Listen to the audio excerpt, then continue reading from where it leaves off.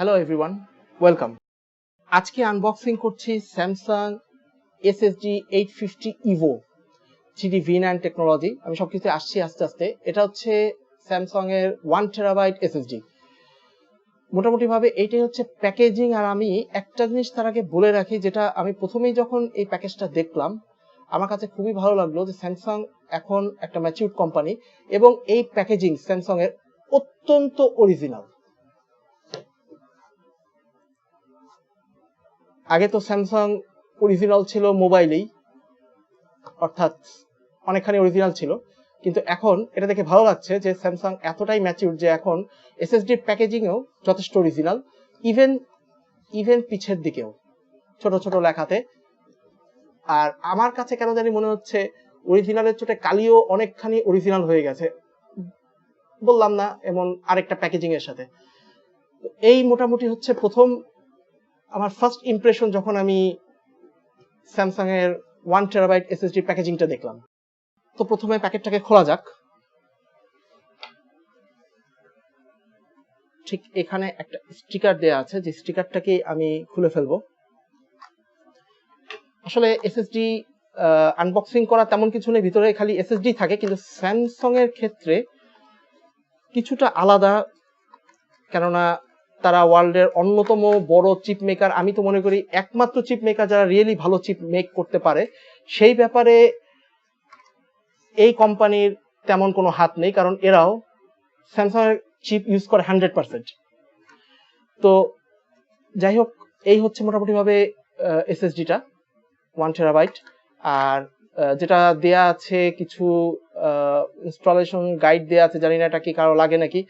আর এছাড়া warranty information simple. আর এই জিনিসটা যেটা মোটামুটি ভাবে স্যামসাংই প্রোভাইড করছে, অন্যান্যরা তেমন একটা হয়তো আছে, যেমন স্যানডিস্কের আছে, কিন্তু ডেডিকেটেড হচ্ছে স্যামসাং, যারা এই তাদের এসএসডির জন্য ডেডিকেটেড কিছু সফটওয়্যার দিয়ে দেয়।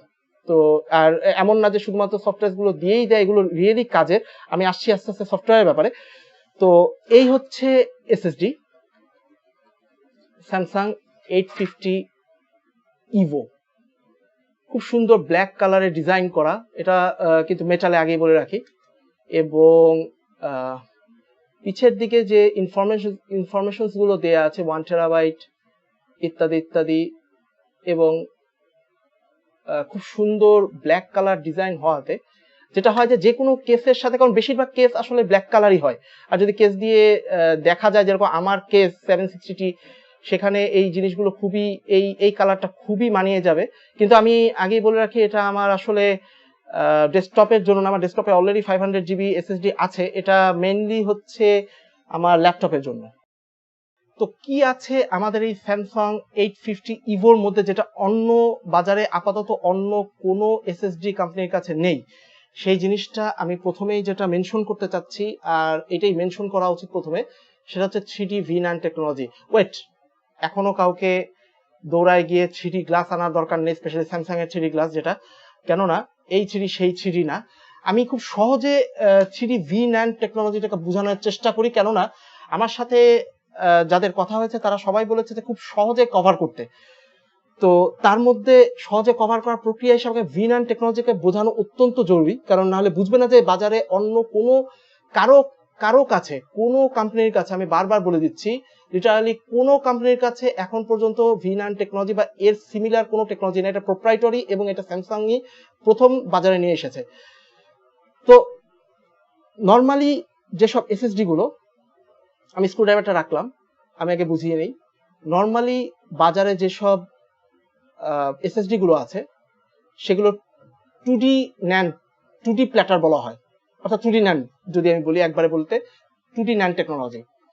2D NAND হচ্ছে ফ্ল্যাট, ঠিক এরকম, অর্থাৎ ডেটার স্ট্রিং যেগুলো, মেমোরি স্ট্রিং যেগুলো, সেগুলো হচ্ছে এরকম ফ্ল্যাট। এতে কি হয়, যখন ডেটা বাড়তে থাকে, ডেটা আসতে থাকে, তাকে এই ফ্ল্যাট এই স্পেসটার মধ্যেই তাকে বসতে হয়, যেভাবেই হোক তাকে জায়গা করে। এতে যেই সমস্যাটা হয়, যেটা এতদিন পর্যন্ত সমস্ত কোম্পানিরা ফেস করে আসছে, ইনক্লুডিং স্যামসাং এর 840, যে ইভো হোক বা প্রো হোক, যেই ভার্সনটাই হোক না কেন, এতদিন পর্যন্ত যে সমস্যাগুলো ফেস করছে এসএসডি কোম্পানিরা, সেটা হচ্ছে ডেনসিটি লিমিটেশনস। ডেনসিটি ডেটা যখন বেড়ে যায় তখন অবশ্যই পারফরমেন্সে অনেকখানি হ্যাম্পার হয়, এতে আসলে সত্যি কথাই এটাই সবচেয়ে বড় প্রবলেম ছিল কোম্পানিগুলোর জন্য। তো যেটা এখন স্যামসাং করেছে 3D V9 টেকনোলজি, ভিটা প্রথমে আমি বলে রাখি, ভি এর অর্থ হচ্ছে ভার্টিক্যাল, এই হচ্ছে vertical. Samsung 3D V9 technology হচ্ছে এখন মেমোরি স্ট্রিং এভাবে ভার্টিক্যালি বসবে, অথচ ভার্টিক্যালি বসবে ঠিকই, কিন্তু যে স্পেসটা সেটা সে পুরোটাই ব্যবহার করতে পারবে। অর্থাৎ আমি যেটা দেখাচ্ছি, পুরো স্পেসটাই সে ভার্টিক্যালি পুরোটা অনেক বেশি ব্যবহার করতে পারবে। ঠিক এইভাবে এরকম ভার্টিক্যালি মেমোরি স্ট্রিং গুলো থাকবে এবং ডেটাগুলো ঠিক এইভাবে বসে থাকবে। এতে সেম স্পেসের মধ্যে অনেক বেশি ডেটা জায়গা হবে এবং যেটা রিয়েল প্রবলেম ছিল ডেনসিটি লিমিটেশন সেটা চলে যাবে এবং এর দ্বারা অবশ্যই পারফরমেন্স বাড়বে এবং স্যামসাং বলতে চাচ্ছে তার সাথে ইন্ডোরেন্স বাড়বে। ইন্ডোরেন্সের কথা বলতে এখন যেটা আসছে, পারফরমেন্স বাড়ার সাথে সাথে স্যামসাং এর আরেকটা যেটা ক্লেম সেটা হচ্ছে উইন্ডোজ বুট টাইম এবং সেই সাথে অ্যাপ্লিকেশন বুট টাইম অনেকখানি কমবে এবং এর পারফরমেন্স, অ্যাপ্লিকেশনসের পারফরমেন্স অনেক বাড়বে, ওএস এর পারফরমেন্স তো বাড়বেই। তো এই মোটামুটিভাবে পারফরমেন্সের কথা এবং ক্লেম যেগুলো স্যামসাং করছে, আমরা মোটামুটিভাবে এর একটা সহজভাবে একটা বেঞ্চমার্কিং দেখব। এছাড়া ডিউরেবিলিটির কথা যখন আসবে, আমরা সবাই জানি যে এসএসডি লাইফ স্প্যান অনেকখানি কম, কোথা থেকে, হার্ড ড্রাইভ থেকে, কিন্তু স্যামসাং এর এই ক্লেম মতো, অর্থাৎ যে 3D V9 টেকনোলজিটার আমি এক্সপ্লেন করলাম, এটার কারণে স্যামসাং বলতে চাচ্ছে যে 40 জিবি পার ডে, এটা হচ্ছে 120 জিবি এবং 250 জিবি, অর্থাৎ এটা তো 1 টেরাবাইট, কিন্তু এর মধ্যে যেটা 120 জিবি এবং 250 জিবি ভার্সন যেটা ইভো, সেটার মধ্যে 40 জিবি পার ডে ডেটা আদান প্রদান হলে, তাহলেই 5 ইয়ার্স পর্যন্ত, তাহলেই এটার আস্তে আস্তে লাইফ স্প্যান কমতে থাকবে। 40 জিবি পার ডে, এটা হচ্ছে 250 জিবি এবং 120 জিবি, অর্থাৎ 40 জিবি পার ডে আগে ডেটা আদান প্রদান হতে হবে, তার যদি হয় তাহলে 5 বছর পরে এর লাইফ স্প্যান কমে যাবে। ঠিক সেইভাবে সেম থিং 500 জিবি এবং 1 টেরাবাইট, অর্থাৎ এই ভার্সনটা 500 জিবি এবং 1 টেরাবাইট ভার্সনটার 80 জিবি পার ডে যদি ডেটা আদান প্রদান হয় 5 বছর পর্যন্ত, তাহলে 5 বছরের মধ্যে সেটা লাইফ স্প্যান কমবে। তো এটা আরো বেশি, এটা হচ্ছে ডাবল, 120 বা 250 জিবির থেকে এটার লাইফ স্প্যান বা ডিউরেবিলিটি যাই বলি না কেন, 80 জিবি পার ডে। ইভেন আমার পক্ষে 80 জিবি তো বাদই দিলাম, 40 জিবি পার ডে ডেটা আদান প্রদান করা সম্ভব না। একমাত্র আমি যেটা বুঝি ইন্ডাস্ট্রি লেভেলে অথবা কর্পোরেট লেভেলে যদি হয়, কর্পোরেট লেভেল বলতে আমি একমাত্র বুঝাচ্ছি যে ব্যাংকিং সফটওয়্যার গুলো যেখানে 24 ঘন্টা চলতে থাকে, এবং সেটা ছাড়াও যারা হয়তো 3D টেকনোলজি নিয়ে কাজ করছে, অর্থাৎ এছাড়া গ্রাফিক্স ডিজাইনার এবং রেন্ডারিং যারা চালাচ্ছে, আমার জানা নেই তারা ছাড়া 80 জিবি আর 40 GB per day data use করা এত কিন্তু সহজ না। তো এই হচ্ছে মোটামুটি ভাবে স্যামসাং 850 ইভো 1 টেরাবাইট ভার্সন। আর এখন আমি যাব হচ্ছে এর অ্যাকচুয়াল বেঞ্চমার্কিং এ। এটাই হচ্ছে স্যামসাং এর ম্যাজিশিয়ান সফটওয়্যার, যেটা ভার্সন 4.0, যথেষ্ট ইউজফুল সফটওয়্যার। যেটা আমি প্রথমে বলেছিলাম, এখানে যেসব জিনিসগুলো করা যেতে পারে, যে পারফরমেন্স বেঞ্চমার্ক করা যেতে পারে, এছাড়া অপটিমাইজেশন একটা অপশন আছে যেটাও করা যেতে পারে এবং নিয়মিত আমার মনে হয় করা উচিত, অপটিমাইজ সফটওয়্যারগুলোকে ব্যবহার করা উচিত নিয়মিত। এছাড়া সিস্টেম ম্যানেজমেন্টের মধ্যে আপনারা সিস্টেমকে ঠিক রাখার জন্য অপটিমাইজেশনও করতে পারেন। এটা তো উইন্ডোজের বিভিন্ন অপশন, উইন্ডোজের বিল্ট ইন অপশনই আছে, তারপর এখান থেকেও করতে পারেন। আর সিকিউ ইরেজ একটা অপশন এখানে আছে, যদিও উইন্ডোজ 8 সাপোর্ট করে না, কিন্তু তাও করা যেতে পারে এই সফটওয়্যারকে ইউজ করে। আমরা জানি যে হার্ড ড্রাইভ থেকে যখন ডিলিট করা হয় আসলে সেই ডেটাটা হার্ড ড্রাইভে থেকে যায়। তো সিকিউ ইরেজ এভাবেই করা হয় যেন সেটা কোনোভাবে হার্ড ড্রাইভের মধ্যে না থাকে। সেটা 850 ইভো হোক বা অন্যান্য হার্ড ড্রাইভগুলোকেও এই সফটওয়্যারের মাধ্যমে ইরেজ করা যেতে পারে, যেটাকে এরা নাম দিয়েছে সিকিউর ইরেজ। এটা যথেষ্ট আমি মনে করি ইউজফুল একটা ফিচার স্যামসাং ম্যাজিশিয়ান সফটওয়্যারের মধ্যে। এছাড়া র্যাপিড মুড আমার খুবই প্রিয় একটা মুড। বেসিক্যালি র্যাপিড মুড জিনিসটা আমি আগে বলে নেই। র্যাপিড মুড জিনিসটা হচ্ছে এইটাই যে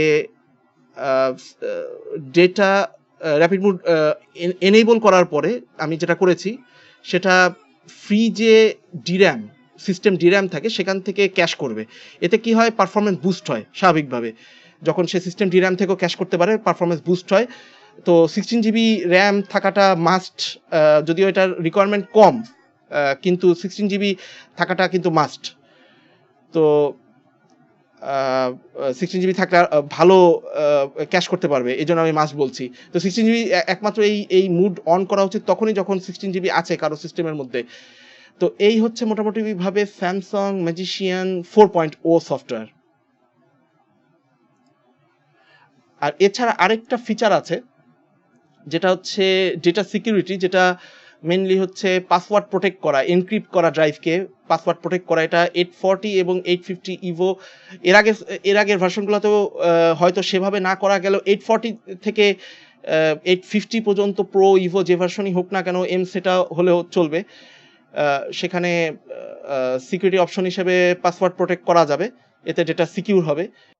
তো এই হচ্ছে স্যামসাং 850 ইভো 1 টেরাবাইট এসএসডির পারফরমেন্স নাম্বার। তো অত্যন্ত ডিসেন্ট নাম্বার এটাই বলতে হবে। এবং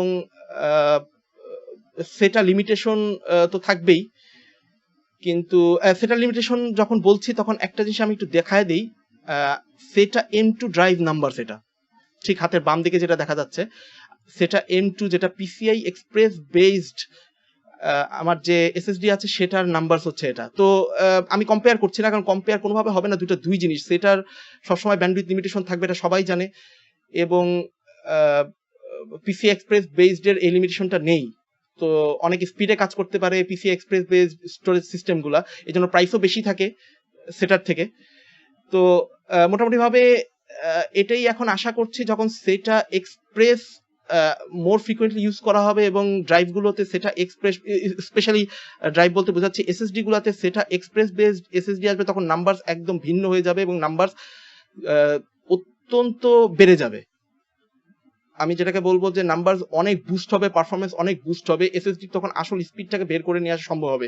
কিন্তু মোটামুটি ভাবে এখন যেটা আমি দেখাতে চাচ্ছিলাম যে সেটার যে স্যামসাং 850 ইভোর যে নাম্বারসগুলো সেটাই আমি একটু দেখাতে চাচ্ছিলাম। তো ক্রিস্টাল ডিস্ক মার্ক 4 ইউজ করা হয়েছে এখানে নাম্বারসগুলো আনার জন্য। তো মোটামুটি ভাবে আমি বলে রাখি যে গেমার্সদের যেটা হেল্প করবে, এই নাম্বারসগুলো গেমারদের হেল্প করবে।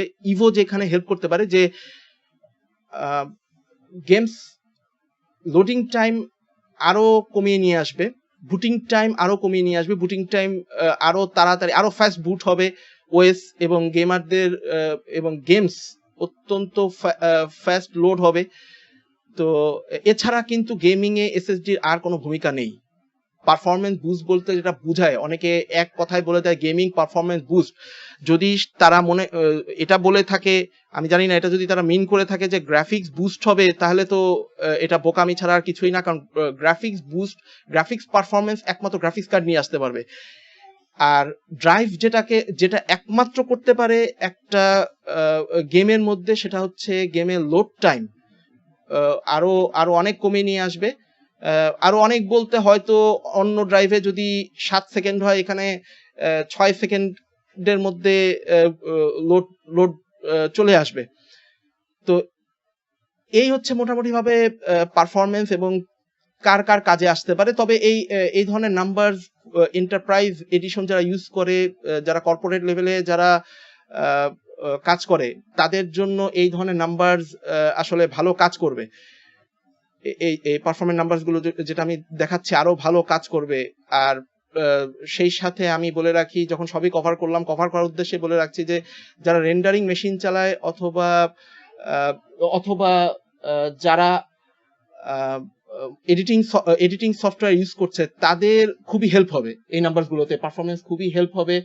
এবং তাদের আমি বলবো যে পারফরমেন্স আরো বাড়বে, স্টোরেজ সিস্টেমের দিক দিয়ে তাদের পারফরমেন্স আরো বাড়বে। তো এই হচ্ছে মোটামুটি ভাবে স্যামসাং 850 ইভো 1 টেরাবাইট এসএসডির আনবক্সিং এবং ওভারভিউ। যদি ভালো লাগে সবাই লাইক দিবেন, ভালো না লাগলে ডিসলাইক দিবেন, সাবস্ক্রাইব করবেন আমার চ্যানেলে, এটা অনেক উৎসাহ যোগায় আমাকে। তারপরে আপনারা অবশ্যই কমেন্ট করবেন, যেটা খুব জরুরি। তো এবং সেই সাথে সবাই কমেন্ট করে বলতে পারেন যে কিভাবে কাজ করলে আরো ভালোভাবে আপনারা গ্রহণ করবেন। তো এই জন্য অ্যাক্টিভ থাকাটা খুবই জরুরি, লাইকের চেয়েও বেশি জরুরি অ্যাক্টিভ থাকা আমার পেজগুলোতে। তো সবাই কমেন্ট করবেন, সাবস্ক্রাইব করবেন এবং ভালো থাকবেন। Good bye.